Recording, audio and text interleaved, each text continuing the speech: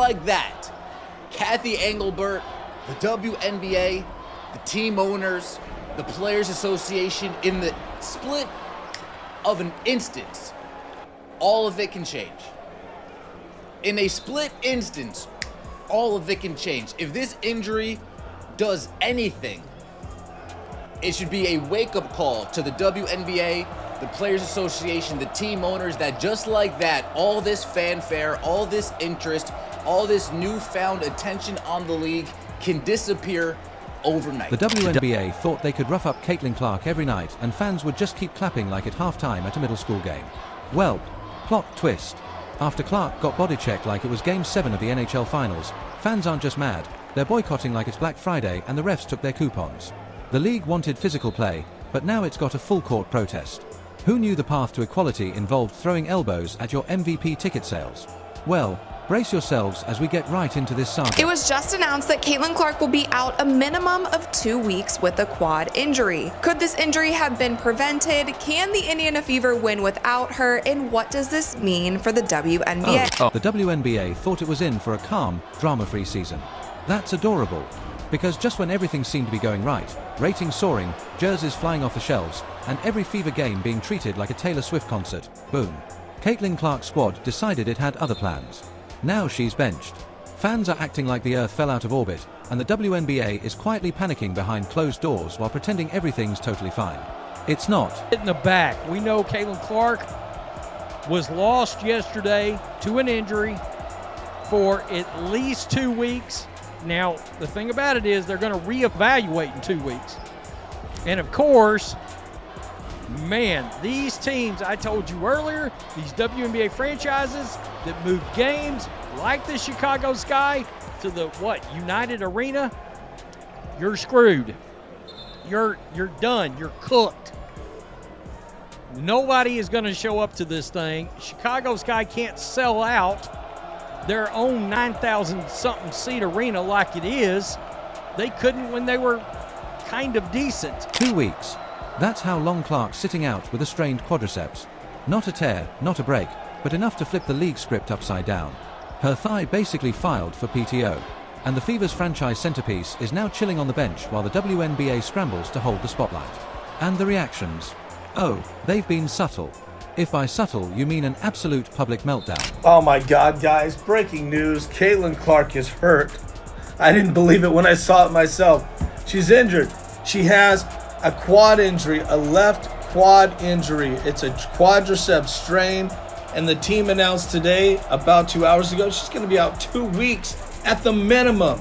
2 weeks. Without Caitlin Clark, this team is finished. Clark's fans, aka the most rabid, merch-wearing, Twitter cackalock supporters since Michael Jordan stands, are already staging emotional walkouts. They've turned a minor injury into a revolution. I'm done watching until Clark returns. This league ain't worth it without her. Boycott the WNBA. These people are acting like the league personally slapped their grandma and stole their dog. Meanwhile, every other player is out here like, hi, we exist too, while the internet responds, not now, sweetie. If it's the latter, it could mean that Caitlin Clark could potentially miss the rest of the season. This 2-week timetable that people are running with, that's just when Caitlin Clark is going to be reevaluated. As of now, she will be reevaluated on June 9th. That does not mean, and it's highly unlikely, that June 9th or shortly thereafter is when Caitlin Clark is cleared to return. And Indiana? Well, they're suddenly discovering what life is like without their golden goose.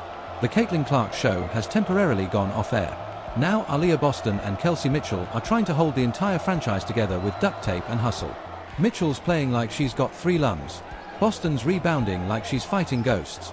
And coach Stephanie White is rewriting game plans like she's in the Hunger Games. Yet somehow, the Fever might actually stay afloat. Why? Because the next few games are against teams who've been about as threatening as lukewarm soup. No offense, Chicago Sky.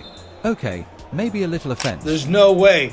Every team's going to come at them and try to take them out, especially without Caitlin. They're going to lose some games here, and that's going to set them back. It's really hard to believe this, but yeah, she's out. There's no other details. When did this happen? Could have happened in this game. We're not sure. Most likely at a practice yesterday. She's out for 2 weeks, man. But let's be real. The most entertaining part of the WNBA isn't the scoreboard, the highlight reels, or even the actual basketball. It's watching the league try to pretend it's still a party when the life of said party, Caitlin Clark, just got benched. Before her injury, Clark wasn't just in the MVP conversation. She was the conversation. Sure, some tried to act like she was a long shot, like she was just good for a rookie, but that's like saying Beyoncé is okay for a singer. Please. Caitlin wasn't just putting up numbers. She was dragging an entire franchise back into relevance like a one-woman rescue mission. She had the ratings, the sellouts, the celebrity shoutouts, the screaming fans, and the nosebleeds wearing homemade jerseys with glitter glue. She didn't just bring excitement, she single-handedly rebooted the WNBA's algorithm. We're talking record-breaking views, arenas that suddenly remembered what it feels like to be full, and merch flying off the shelves faster than Taylor Swift tickets. Now, the Queen is temporarily off the board. And everyone's pretending this MVP race is suddenly wide open, like the rest of the league wasn't orbiting her gravitational pull 5 minutes ago. Cute. Breaking WNBA news. Caitlin Clark is out for a minimum of 2 weeks with a quad strain, and our next question is, what does this mean for the Fever? So CC is going to be missing the second Sky rematch since playing them the first weekend of the season, which is definitely a bummer, but On the bright side, this injury doesn't seem too bad, it's just some quad tightness. But fear not, Fever fans. We talked to Caitlin earlier this month, and she doesn't seem too worried about the depth of this roster. So I think our depth is probably what I would worry about the most. You know, if somebody doesn't have it one night, you're just going to the next person on the bench and the next person, and you know, we're going to have to be able to find a way to use that to the best of our ability.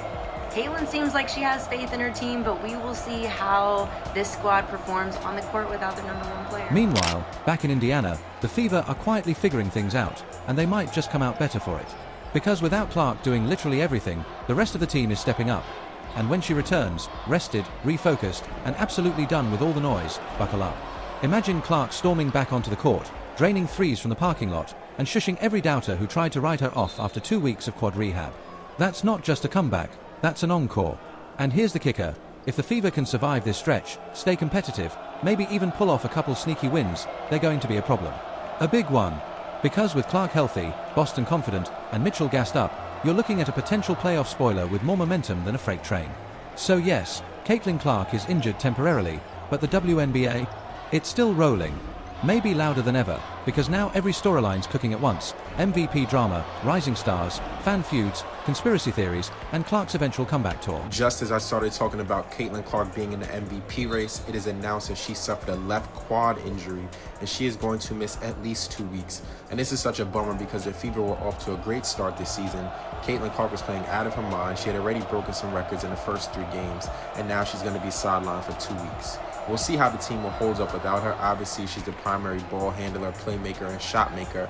So we'll see what happens. Hopefully they can sustain and just hold even at 500 or better, and she can get back and keep them in playoff contention. So to all the fans boycotting the league until their basketball messiah returns, here's a reality check. Without Caitlin, watching the WNBA feels like tuning in after the main act has left the stage. Sure, the league's packed with talent, but without her, the spark's missing, the energy's flat, and the drama's lukewarm at best.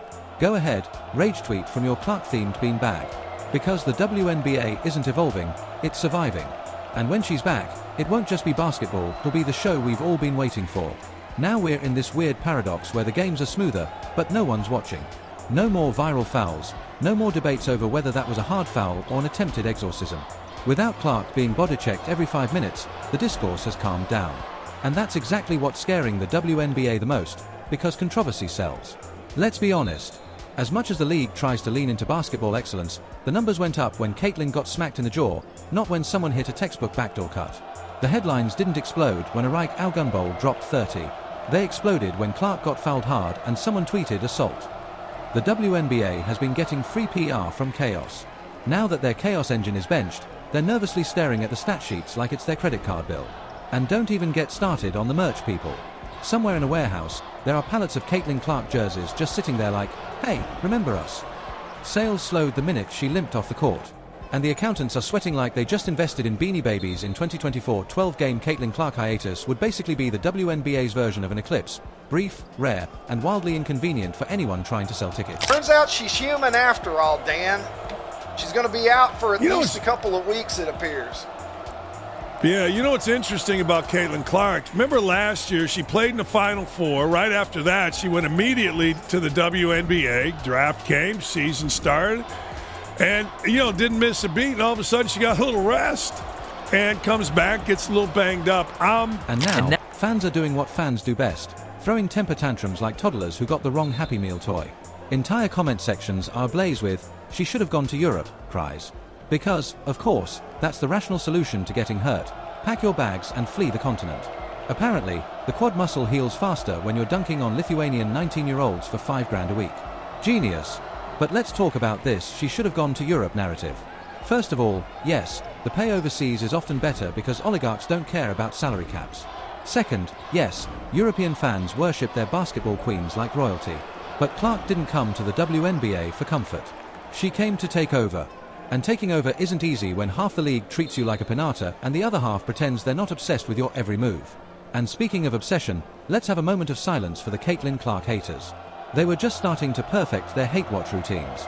They had the tweets lined up, the memes, the breathless "she's overrated" takes bookmarked and ready, and now nothing, radio silence. It's hard to hate watch someone who isn't playing. They're like sitcom villains who suddenly lost their lead actress, wandering around with too much time and too many opinions. Big news just released by the Indiana Fever. Caitlin Clark has suffered a quad injury, and she's going to be out for a minimum of 2 weeks. Really bad news for people going to games at home hoping to see Caitlin. Meanwhile, Angel Reese is absolutely making the most of the spotlight. She's flexing, trash-talking, and turning post-game pressers into TED Talks about haters, doubters, and media bias. And here's the kicker, it's working. The drama's delicious. Every time Reese shows up in a designer outfit and drops 15 rebounds, she's reinforcing her brand, unapologetic, unbothered, and here to dominate. Clark may have brought the fans in, but Reese is keeping the pot stirred while the queen rests. Let's not forget that Clark versus Reese was supposed to be the game of the week. The rematch. The main event. Fever versus Sky, Caitlin versus Angel. The ratings bonanza everyone was drooling over. But now, it's like showing up to WrestleMania and finding out The Rock stayed home. Sure, the show goes on, but it doesn't hit the same. And don't think the league's marketing team didn't cry into their conference call when they had to scrap all those Clash of Titans promos. Now it's more like watch two rising teams try not to trip over each other's missed layups. But let's zoom out. Caitlin Clark getting injured may actually be the best thing to happen to the WNBA. Stay with me. Why? Because it's forcing the league to prove it has more than one star.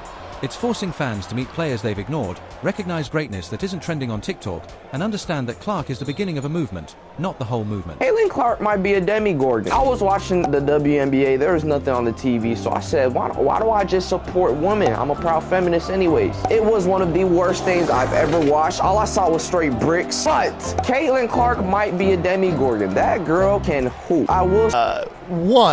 We're seeing in real time the Angel Reese psychological meltdown as she's actually being forced to grasp the fact that the thing that she is best at in her life, which is basketball, Caitlin Clark is exponentially better at than she is. Suddenly, we're seeing clips of Kalia Copper lighting it up for the Mercury. People are remembering that Brianna Stewart is still a walking bucket. Even players like Derica Hamby are finally getting flowers for consistent play that never goes viral. The league is now showcasing depth, talent, and actual team identity. Imagine that. And when Clark comes back, and she will come back, you can bet the fever around the fever will hit a new high. If anything, this break is adding fuel to the fire. Her return won't just be a moment.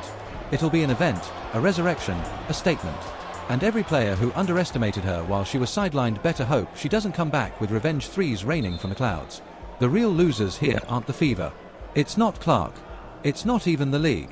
The real losers are the fans who tapped out the second she hit the injury report because they missed the rise of Collier. They missed Reese evolving in real time. They missed the chance to witness a league finally forced to grow beyond its most popular name. And that's the kind of missed opportunity you can't just rewatch on ESPN+. The WNBA hasn't just survived a week without Caitlin Clark, it's adapted. And in a few more games, it'll be tested again. Because when she returns, there will be zero excuses. No rookie grace period. No adjusting to pro play. Just 40 minutes of her torching nets and silencing every critic who thought her injury was the end of the ride.